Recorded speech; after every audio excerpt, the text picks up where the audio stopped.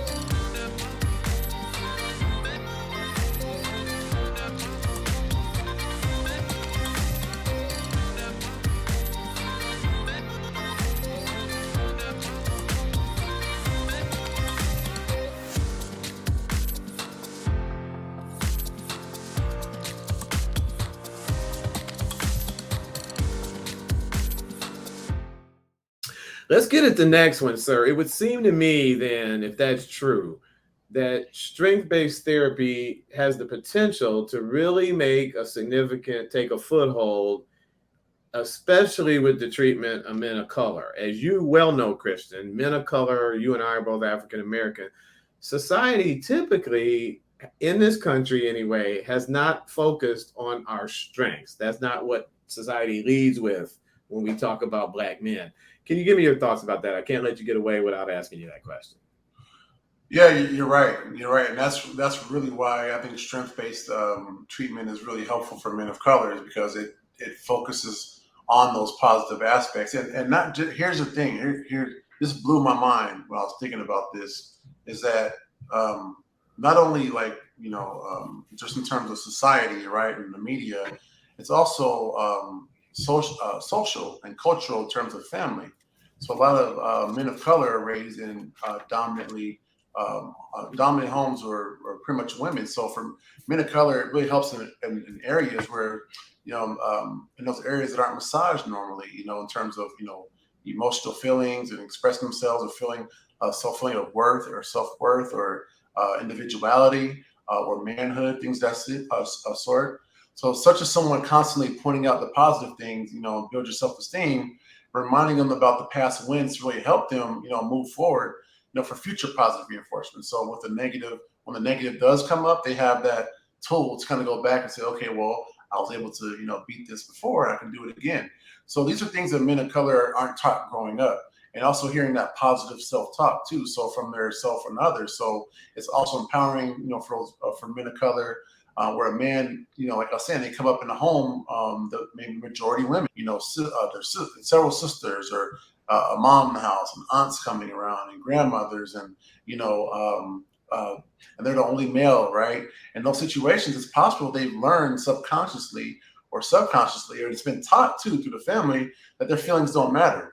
So who they are as a man may not matter, or it's not significant, or it may not be the focus, right? Because and maybe the women in the house may not know how to give them the tools to build up that the male part of him. So that happens too. So that this form of therapy can really rebuild their sense of self esteem in that area. Yeah, I'm glad you said that, Christian, because I was thinking some families, some people don't have the best of intentions, but for the most part, I think that parents and caregivers are doing the best they really know how to do. And so in a home where if it's and we know that the majority of African American homes for sure are led by women, and even families of color tend to skew with women led houses, especially among single parent homes. They just don't have the tools. I love the way you put that. They don't know how to do that. They don't have that skill set. And so that's really what Brother Be Well and conversations like this are all about. Giving people something extra in that little tool belt. I'm not going to give you another Batman analogy, so I'm not going to say utility belt, but giving you something in that little tool belt that that they can use when they need it. So really appreciate you walking us through that, my friend. Can you take us, you're a marriage and family therapist, take us inside of one of those strength-based therapy sessions just for a couple minutes and tell us what someone can expect in during one of those sessions. A lot of good energy. It's good vibes, man. Like it's good vibes in those rooms. Also, it can be unsettling. It can be uncomfortable. And I give the reason why I say that is because here's a good analogy too that a lot of people can relate to. If you're not used to constantly hearing good things about yourself, right? And trying to pull the good and the strong things out of you, it totally can feel like awkward, uneasy. And I say, imagine that that guy or that girl, right, who they get uncomfortable when you give them a compliment. It's like, oh, your hair looks great today. Oh, but it's all messed up. Oh no, you're dressing well. Oh well, this is some cheap clothes. They just can't take a compliment, right? It's really the same concept. There may be underlying self-image issues going on. It's manifested in them again through maybe their childhood from 7, 8, 10, 15, or whatever. It's causing them to feel insecure and about the compliment they receive. So that it can be uncomfortable at first. And eventually I think most people adjust to it. Also, expect to be able to develop a more balanced perspective of yourself, and the problems to help build that resilience and prevent future problems. That's another thing too. And also for the therapist, this is on another perspective. So expect the therapist to constantly shift your conversation, right? If it's heavily on the problematic side. I think a lot of people know these people who are always negative, right? And you're like, so how about we go to the movies? Yeah, but that movie's going to be, it's not going to be any good. Or, so just imagine like a therapist always shifting your perspective all the time. It could get annoying. And also for individuals dealing with substance abuse, you can expect to learn how to separate the past issues a lot, and being able to form new relationships and learning how to deal with shame. Shame a lot is connected to a lot of people who are dealing with substance abuse issues, and how to build a great community and how to find new things and new hobbies, things of that sort. So those are some things you can really look to see and expect in an actual session for strength-based therapy. A lot of redirecting. Redirecting. I'm 100% sure that therapist I told you about, she was ahead of the curve, because she used to do that all the time. I would come in kind of with a gloom and doom mindset, and she could immediately find just that little kernel of positivity and throw it back out. And you're right about too. You don't need me to tell you this, but it can be a little uncomfortable, especially at first. I remember being a kid, and I had a father, loved him a lot. He was in the house, but he had some demons, and one of his penchants was to lead with the criticism about me. So a report card that had 5 A's and an A-, he'd say, why the minus? So he always led with the negative. And I will never forget the neighbor across the street, who the minute my dad would get started, Mr. Jones would jump in and say, are you kidding me? That's almost a 4.0. That's almost a perfect score. Michael, you got just a little way to go. You probably set the curve for the whole class. And as a kid, it was a little listening to, I had one in one ear and one in the other. I had to sort that all out. And it was a little uncomfortable at first. But luckily, I started to lean into the neighbor a little bit more, the way people can lean into that strength-based approach. But it's not the most comfortable of things in the world, as you just pointed out, Christian. Based on what you've taught us so far, let me ask you this question. I would imagine, I know for me, I began to immediately respond positively. So that period of discomfort was very, very short for me, because I liked hearing someone who could teach me how to reframe a situation. Is it accurate that someone might see a benefit fairly quickly with more of a strength-based approach? It's possible. Yeah, it is possible. And there may be times where they don't recognize it too. And that's probably more often than not, where they don't recognize, that they're adapting to it. But it may happen the way you said it, where they find themselves leaning more into it. And also something you can expect too is they're expecting that from other people. So, for example, let's use your example where your dear dad, seeing the 4 A's and one that wasn't a full A or whatever, and then the neighbor was like, oh, hold on, you're gonna start leaning more onto your dad to expect hearing those because you like how it felt from your neighbor, Mr. Jones. So it's like those are the things you have to really look at, seeing that the expectation may change for other people. So it's really changing that pattern.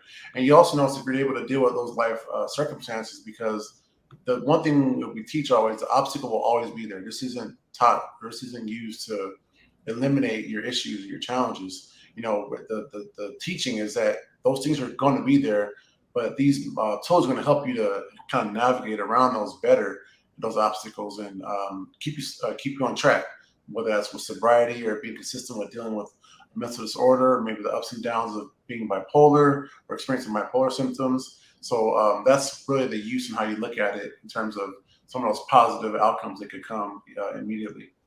I really love that. The obstacle will always be there. Let me ask you this question. We've got just a few more minutes, Christian. I would think that with the stigma that still exists in communities of color, we can get at more of a strength-based approach just by using language a little differently. The examples I'm thinking of, we're familiar with some of them. Instead of saying someone committed suicide, now we know to say they completed suicide or they died by suicide, and not put the focus on the negative.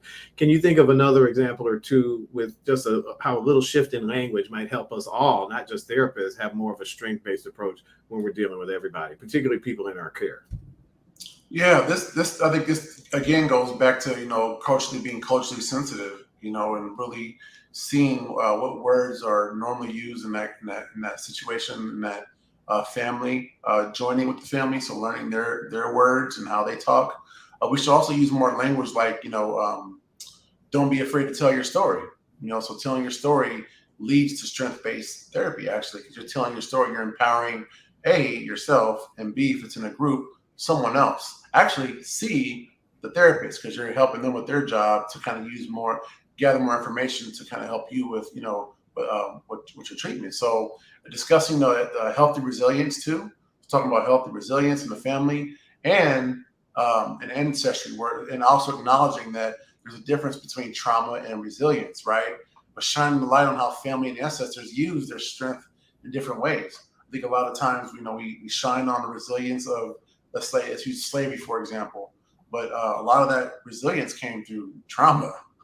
So we have to look and say, okay, yeah, it's good that I'm resilient, but look at all the trauma I had to go through. So really having that conversation and kind of separating it, saying, yeah, we dealt with, resilience, but a lot of that resilience, we have to deal with our trauma too that came out of that resilience. So that goes back to that cultural competence component as that base, is that looking at communities from a cultural competent perspective.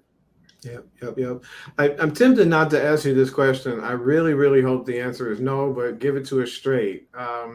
Are there any drawbacks to using a strength-based approach?